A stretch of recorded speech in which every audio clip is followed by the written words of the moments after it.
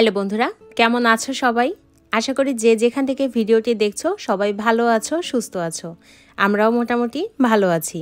তো আমি স্বর্ণময়ী হীরা, আমার চ্যানেল স্বর্ণস কুকিং অ্যান্ড লাইফস্টাইল ব্লগে তোমাদের অনেক অনেক স্বাগত জানিয়ে শুরু করছি আজকের নতুন আরেকটি ভিডিও। আশা করছি আমার অন্যান্য ভিডিওর মতো আজকের ভিডিওটাও তোমাদের বেশ ভালো লাগবে। বাগান বিলাসের এই স্টিকটা আমি অনলাইনে দেখেছিলাম, আর এটা দেখে আমি এতটাই অবাক হয়েছিলাম যে আমার বিশ্বাসই হচ্ছিল না যে এগুলো একটাও রিয়েল ফুল না, এগুলো সব ফেক ফুল। তো এগুলো ফেক ফুল জানা সত্ত্বেও আমার এত ভালো লেগেছিল যে আমি এগুলো আসলে অর্ডার না করে একেবারে পারছিলাম না। তো যাই হোক, একটা স্টিক অর্ডার করেই ফেলেছিলাম, আর এটা হাতে পাওয়ার পর আমার আসলে সত্যিই বিশ্বাস হচ্ছিল না যে ফেক ফুলও এতটা সুন্দর হতে পারে। আমরা একদম যে রিয়েল ফুলগুলো দেখি, বাগানবিলাসের যে নরম পাপড়িগুলা, তারপরে ফুলের যে টকটকা রং, তার সব কিছুই কিন্তু এর মধ্যে ছিল। তো আপাতত আমি জানি না যে এটা দিয়ে কি করব বা কি করার চেষ্টা করছি। তো চিন্তা ভাবনা করছি যে কিভাবে এটা সেট করব বা কোথায় সেট করব। তো আপাতত মনে হলো যে এই আয়নাটার পিছনে আর কি একটু দিয়ে রাখি, দেখি কেমন লাগে। তো এটা দেওয়ার পর যদি মনে হয় যে ভালো লাগছে তাহলে রাখবো, আর যদি মনে হয় যে ভালো লাগছে না তাহলে হয়তো খুলে আবার অন্য জায়গা সাজিয়ে রাখবো। তো যাই হোক, এটা আগে একটু লাগিয়ে নিই, তারপরে তোমাদের দেখাচ্ছি। তোমাদের যদি ভালো লাগে, তোমরা যদি বলো যে হ্যাঁ এখানে ভালো লাগছে, তাহলেই হয়তো রাখবো। আর যদি তোমরা বলো যে না এখানে ভালো লাগছে না, তাহলে অন্য জায়গা সরিয়ে দিব। তো আপাতত আজকে এখানেই দিলাম, দেখি ঘরের লোক কি বলে এবং ভিডিওটা ছাড়ার পর তোমরা কি বলো। তো তোমাদের মূল্যবান মতামতের কিন্তু অপেক্ষায় থাকবো। তো অবশ্যই কিন্তু কমেন্ট বক্সে জানাবে যে এখানে সেট করে কেমন লাগছে, বা এটা নিয়ে যদি তোমাদের অন্য কোনো পরামর্শ থাকে যে এখানে এইভাবে সেট করলে ভালো লাগবে, তো সেটাও আমাকে জানাতে পারো। তো যাই হোক, এই যে সেট করার পর ঠিক কেমনটা লাগছে। প্রায়শই আমি আমার ভিডিওতে একটা কমন কমেন্ট পাই, সেটা হচ্ছে যে আপু তোমার শপিং দেখতে অনেক ভালো লাগে, শপিং করলেই আমাদের সেটা তুমি দেখাবে। তো আমি কিন্তু সবসময় চেষ্টা করি কিছু শপিং করলে সেটা তোমাদের সাথে শেয়ার করা। তো সব সময় তো আসলে শেয়ার করা হয় না, কারণ সব সময় না ওই শপিংয়ে যে হাতে মোবাইল ধরে ধরে ভিডিও করা আসলে একটু কেমন লাগে। আর তোমরা তো জানো আড়ংয়ে কিন্তু ম্যাক্সিমাম আউটলেটেই কিন্তু ভিডিও করতে দিতে চায় না। তো যার জন্য আড়ং থেকে কিছু শপিং করেছিলাম, কিন্তু তখন আমি ভিডিও করিনি। তো ভাবলাম যে একবারে বাসায় এসেই তোমাদের দেখাবো। তো সেই আড়ংয়ের শপিং টপিং নিয়েই বসেছি। আর এটা মূলত হচ্ছে আমার বিবাহবার্ষিকীতে আমার মা বাবা আমার জন্য কিছু আশীর্বাদ পাঠিয়েছিল। আশীর্বাদ বলছি এজন্য, আসলে টাকা দিয়ে তো আশীর্বাদ আসলে কাউন্ট করা যায় না, আশীর্বাদ তো আশীর্বাদই হয়। তো যাই হোক, কিছু টাকা আমাকে পাঠিয়েছিল, বলেছিল যে তোমার পছন্দ মতো কিছু একটা কিনে নিও। তো ভাবলাম যে যেহেতু এটা বিবাহবার্ষিকী আমাদের দুইজনারই, তো আমি একাই বা কী কিনবো বা আমার হাজব্যান্ডকেই বা কী কিনে দেবো। তো এমন কিছু কিনি যেগুলো আমাদের দুজনারই একটা মানে কমন থাকবে। তো সেইটা ভাবতে গিয়ে ভাবলাম যে সংসারটা যেহেতু আমাদের দুজনেরই, তো সংসারের কিছু জিনিসপত্রই কিনি। তো আড়ং থেকে কিছু জিনিস কেনার দরকার ছিল, তো সেগুলোই কিনেছি। এখানে দেখো একটা টেবিল ম্যাট কিনেছি। টেবিল ম্যাটটা কিন্তু আমি সিঙ্গেলটাই কিনেছি, কারণ টেবিল ম্যাটের যে ওই প্লেট ম্যাট যেগুলো থাকে, তো ওরকম সহ কিনলে আমার বেশি একটা ইউজ করা হয় না, আর ওগুলো রাখতেও না জায়গা অনেক বেশি প্রয়োজন হয়। তো যার জন্য আমি সবসময় সিঙ্গেল ম্যাটই কিনি। আর এখানে দেখো একটা ক্যান্ডেল কিনেছিলাম, আর এই যে আর্ট থেকে নিয়েছিলাম নারকেলের তেল, আর এটা হচ্ছে একটা স্ক্রাব, এটা ফেস বা বডি দুটোই স্ক্রাব। আমি আড়ংয়ের এটা আগেও একটা ইউজ করেছি, আমার কাছে খুব ভালো লেগেছে, সেজন্য নিয়েছি। আর এই ক্যান্ডেলটা দেখো আমি অনেকের কাছেই দেখেছি, রুমাপুর কাছে দেখেছি, রুমাপু মাঝে মাঝে এই ক্যান্ডেলটা জ্বালিয়ে দেখি যে বই টই পড়ে, তখন সুন্দর লাইট অফ করে দেখলাম যে সুন্দর একটা আলো দেয়। তো যার জন্য এটা দেখার পর ভাবলাম যে তাহলে এটা একটা নিয়ে নিই। আর সেই সাথে দেখো আর্ট থেকে মেহেদির একটা হেয়ার প্যাক নিয়েছি, এটা মাঝে মাঝে ইউজ করা যাবে। আর সেই সাথে এই কালারফুল যে ফ্লাওয়ার বাক্স এটা নিয়েছিলাম। তো এই হচ্ছে সমস্ত কেনাকাটা, তোমাদের এক নজরে একটু দেখিয়ে দিলাম। তো কেনাকাটাগুলো কেমন হয়েছে সেটাও কিন্তু কমেন্ট বক্সে জানিও।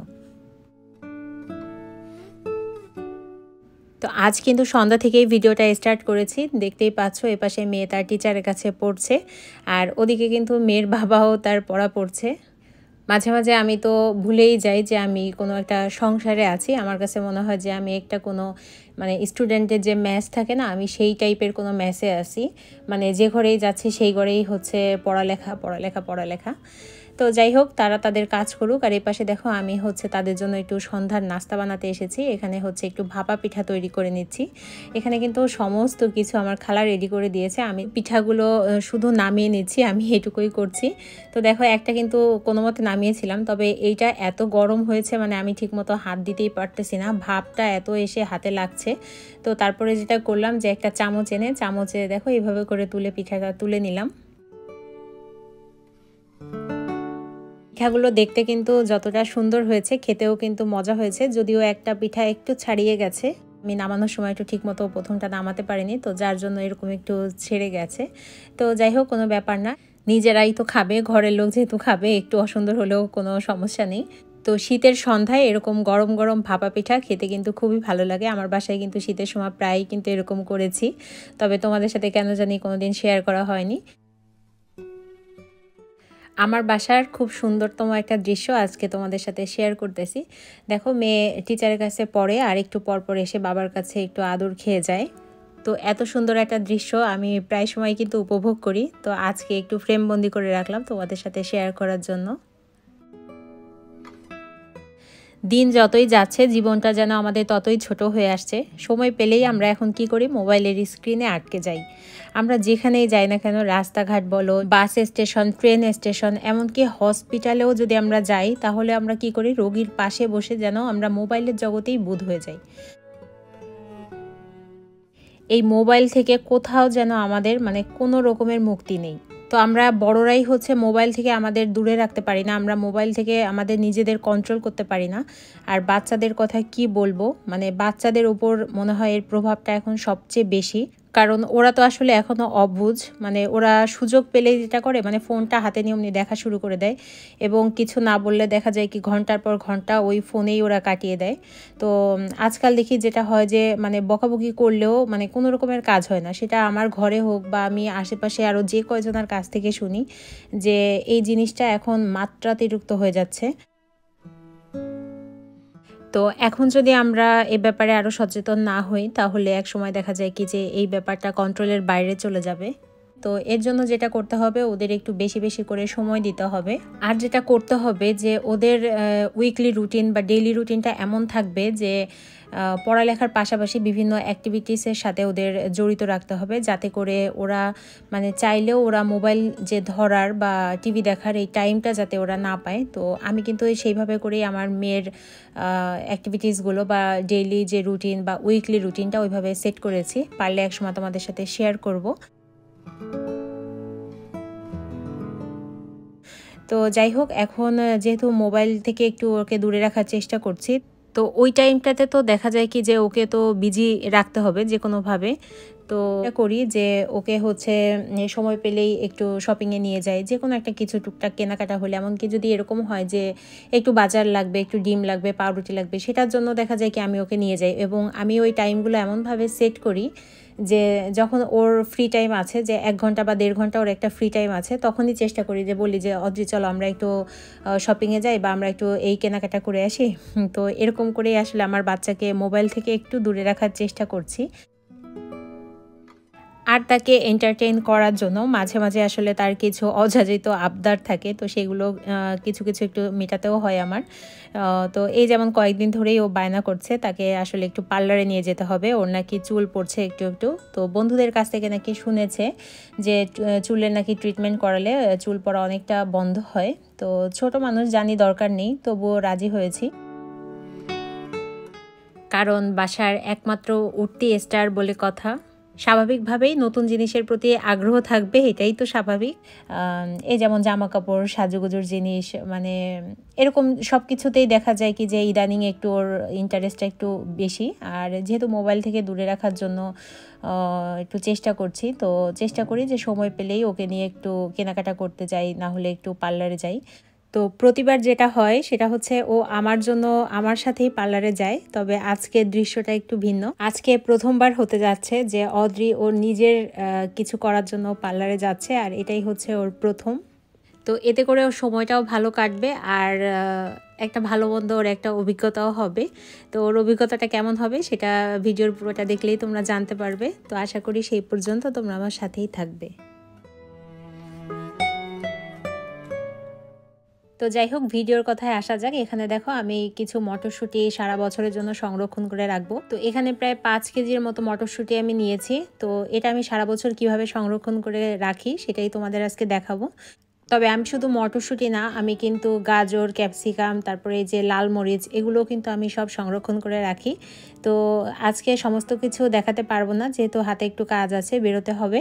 তো শুধু আজকে মটরশুঁটিটাই আমি সংরক্ষণ করে দেখাবো। আর পরবর্তীতে হয়তো কোনো একটা ভিডিওতে এসব কিভাবে আমি সংরক্ষণ করে রাখি সেগুলো তোমাদের দেখিয়ে দেবো। তো এখানে দেখো আমি একটা কাচের বাটিতে কিছুটা পানি 2 ঘন্টা আগে ফ্রিজে রেখে দিয়েছিলাম। তো এরকম একটা অবস্থা হয়েছে, উপরে একটা বরফের আস্তর পড়েছে, কিন্তু নিচের পানিটা কিন্তু একদম ঠান্ডা আছে। তো এই মুহূর্তে আমি যে ফুটন্ত পানির মধ্যে মটরশুঁটিগুলো ছেড়েছিলাম, তো সেগুলো এখন উঠিয়ে আমি ওই ঠান্ডা পানির মধ্যে দিয়ে দেবো। এভাবে একেবারে গরম পানি থেকে এরকম ঠান্ডা পানির মধ্যে দিলে মানে রংটাও অনেক সুন্দর থাকে, আর হচ্ছে স্কিনটাও টান টান থাকে। তো তার জন্যই এভাবে করে দেওয়া। আর এরপর যেটা করতে হবে, এই যে পানিটা, এখান থেকে পানিটা ছেঁকে নিতে হবে। তো পানিটা ছেঁকে তারপরে এগুলো ভালো করে শুকিয়ে তারপরে হচ্ছে যে কোনো একটা কৌটায় ভরে ডিপ ফ্রিজে রাখলেই হয়ে যাবে, অথবা জিপার লক কোনো পলিথিনে রাখলেও হয়ে যাবে। তো আমি আপাতত এটা এইভাবে করে রেখে দিয়ে আমি চলে যাব, যেহেতু আমার হাতে সময় নেই। অনেকে যেটা করে যে টেবিলের পরে একটা কাপড় বিছিয়ে দিয়ে তারপরে তার উপরে মটরশুঁটিগুলো মানে ছড়াই দিয়ে ফ্যান চালিয়ে ওগুলোকে শুকিয়ে নেয়। তো ওভাবেও তুমি করতে পারো, আবার যে কোনো পেপার বিছিয়েও তুমি মানে পানিটা, মোট কথা হচ্ছে পানিটা আর কি শুকিয়ে নিতে হবে, কোনো পানি গায়ে থাকা যাবে না। তো এভাবে করে তুমি ডিপ ফ্রিজে রেখে তুমি সারা বছর কিন্তু মটরশুঁটিটা সংরক্ষণ করে রাখতে পারো। তো আমরা মা মেয়ে রেডি হয়ে তারপরে চলে আসলাম হচ্ছে পার্লারে। তো পার্লারে এখান থেকে বেশি সময় তো লাগে না, আমার বাসা থেকে হেঁটে আসতে মাত্র 5 মিনিটের মতো লাগে বেলি রোডে আসতে। তো এই যে দেখো ওর বর্তমান চুলের অবস্থা হচ্ছে এই। আর অবশ্যই তোমাদের দেখাবো যে চুল ট্রিটমেন্ট করার পরে কেমন হয়। তো অদ্রি আসলে ভীষণই এক্সাইটেড, কারণ প্রথমবারও চুলের কোনো কিছু এরকম করাবে। তো ও প্রথমে স্পা করতে চেয়েছিল, তো আমি আবার বলেছিলাম যে স্পার থেকে তুমি হচ্ছে একটা অ্যান্টি হেয়ার ফল ট্রিটমেন্ট নাও, তো সেটা তোমার জন্য ভালো হবে। তো সেই অ্যান্টি হেয়ার ফল করানোর জন্যই ওকে এখানে এনেছি। তো যাই হোক, ভিডিওতে খুব অল্প সময়ের জন্য ফুটেজ নিয়েছিলাম, তো সেটাই তোমাদের সাথে শেয়ার করলাম। আর কথা বলতে বলতে কিন্তু প্রায় 1.5 ঘন্টা কেটে গেছে। তো ওর কিন্তু চুল অলরেডি মানে ট্রিটমেন্ট নিয়ে তারপরে ওয়াশ করা হয়ে গেছে। এখন হচ্ছে ওরা ব্লো ড্রায়ার করে দিচ্ছে। আর এর মাঝে আমি এতক্ষণ বসে থেকে কি করব, যার জন্য আমিও একটা ফুড ম্যাসেজ করিয়ে নিয়েছি। তো যাই হোক, এই যে দেখো ওর ট্রিটমেন্ট নেওয়ার পরে ওর চুলগুলো জাস্ট দেখতে এরকম হয়েছে। মেয়ে তো আমার খুবই খুশি, বলে কি যে মা আমাকে প্রতি মাসে একবার করে করিয়ে দিবে। তো আমি ওকে বলেছি যে হ্যাঁ, প্রতি মাসে একবার করে তোমাকে এরকম করে দেবো, যদি তুমি পুরো মাস ভালো থাকো, লক্ষ্মী থাকো বা আমার কথা শোনো, পড়ালেখা করো, তাহলে তোমাকে প্রত্যেক মাসে একবার করে করিয়ে দিব। তো যাই হোক, এখান থেকে পার্লার থেকে ফিরে তারপরে হচ্ছে মেয়ের কিছু কেনাকাটা ছিল, তো সেগুলো করার জন্য এই যে আমি মৌচাকে চলে আসলাম। আর মৌচাকে দেখো এই যে পার্কিংয়ের যে এরিয়াটা একদম পেছনের দিকে, এখানে কিন্তু সারি সারি হচ্ছে সব এরকম অনপিস টাইপের বা এরকম উঠতি বয়সের যে মেয়েদের একটু তোমার স্টাইলিশ কিছু বা স্টাইলিশ একটু ডিজাইনার কিছু, সব কিছু কিন্তু এখানে খুব কম দামে পাওয়া যায়। যারা যারা এই এলাকা দিয়ে থাকো তো অনেকেই হয়তো জানো, আবার অনেকেই হয়তো জানো না। আমি কিন্তু আমার মেয়ের জিন্স টিন্স সব কিছু মোটামুটি এখান থেকেই নিই, কারণ এই সব জিন্সই দেখা যায় কি যে একটু তুমি বড় শোরুমে যখন কিনতে যাবা তখন দেখা যায় কি যে জিন্সের দাম হচ্ছে 3,000-4,000 টাকা পড়ে যায়। তো এখানে কিন্তু 500 থেকে 800 বা হাইয়েস্ট বেশি হলে 1,000 টাকার মধ্যেই পাওয়া যায়। আর ওরা যে টাইপের গেঞ্জি, যে টাইপের টি শার্ট ওরা চায়, মানে যেগুলো ওদের সাথে যায়, একটু ট্রেন্ডি হবে, একটু স্টাইলিশ হবে, তো সমস্ত কিছু কিন্তু এই মার্কেটটায় পাওয়া যায়। তো যার জন্য আমি এখানে কিন্তু যে ওকে সবসময় এখান থেকেই কিনে দিই। যত গেঞ্জি প্যান্ট দেখা যায় 3-4 হাজার টাকার কেনাকাটা হলে মানে প্রায় 3-4 মাস 6 মাস কেটে যায়। আর এই জিনিসগুলো সবসময় আমার মেয়ে ওর পছন্দেই কেনাকাটা করে, আর আমি এগুলো নিয়ে বেশি মাথা ঘামাই না, কারণ বাসায় 2টা ড্রেস 3টা ড্রেস পরবে। তো এগুলো নিয়ে ওর মতামতটাই আমি বেশি প্রায়োরিটি দিই। ওর মতো করে দেখে দেখেই ওর যেটা যেটা পছন্দ ও সেটাই কেনাকাটা করে।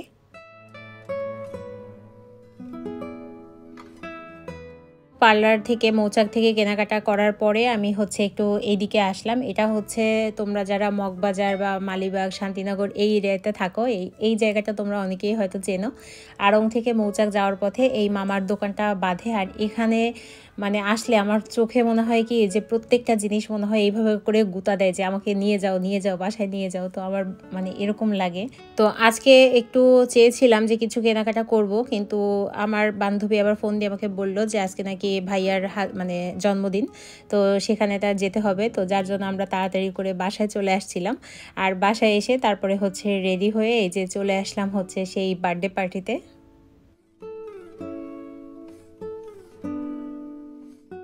তো আমি জানতাম যে আজকে ভাইয়ার বার্থডে, তো কিন্তু আজকে যে কোনো এরকম রাতে যে কোনো প্ল্যান হবে, তো এরকম কোনো প্রিপারেশন আসলে ছিল না। তো ভাবি হুট করেই ফোন দিয়ে বলল যে আপনার ভাইয়ার আজকে বার্থডে, তো চলে একটু সবাই মিলে একটু কেক টেক কাটি, একটু খাওয়া দাওয়া করি।